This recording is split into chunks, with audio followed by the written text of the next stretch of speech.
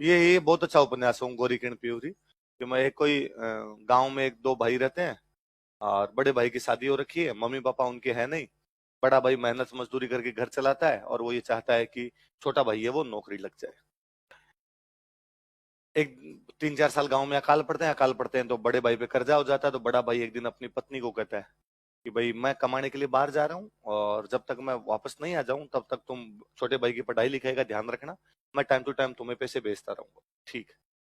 फिर वो बड़ा भाई तो चला जाता है, 3-4 महीने तो पैसे भेजता है, फिर पैसे आने बंद हो जाते हैं, समाचार आने भी बंद हो जाते हैं। तो बेचारी वो पत्नी खुद मेहनत मजदूरी करके अपने देवर को पढ़ाती है। काफी साल बीत जाते हैं, बड़े भाई का कोई समाचार नहीं आता है।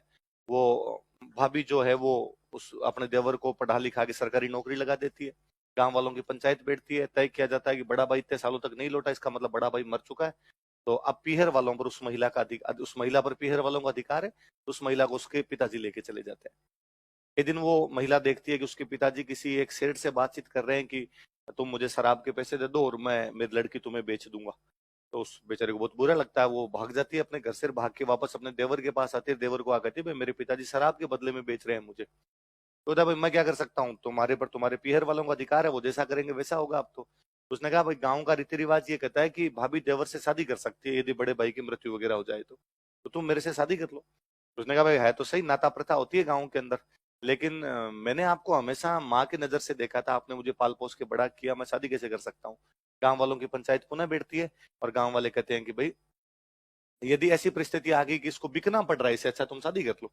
वो देवर भाभी शादी कर लेते हैं, उनके बच्चे हो जाते हैं, हंसी खुशी जीवन व्यतीत कर रहे होते हैं। एक दिन बड़े वाला भाई वापस लौटता है,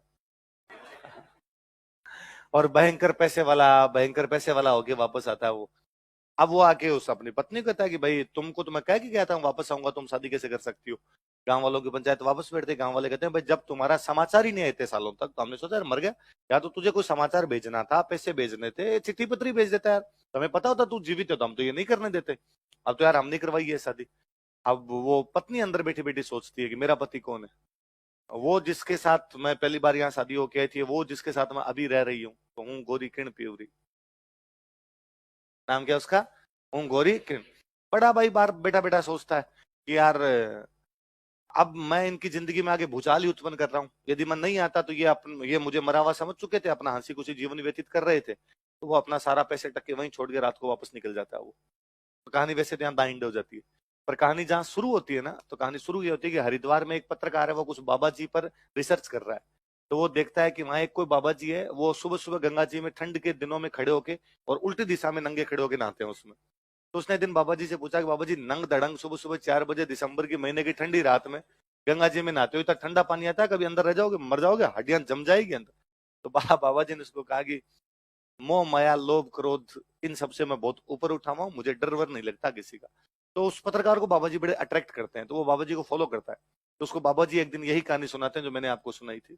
सुनाकर बाबा जी चले जाते हैं। वो पत्रकार बेटा बेटा सोचता है कि बड़ा भाई बाबा जी तो नहीं है। तो वो जो बुक है उस बुक का नाम क्या है, ओम गौरी किरण प्यूरी। किसने लिखी थी,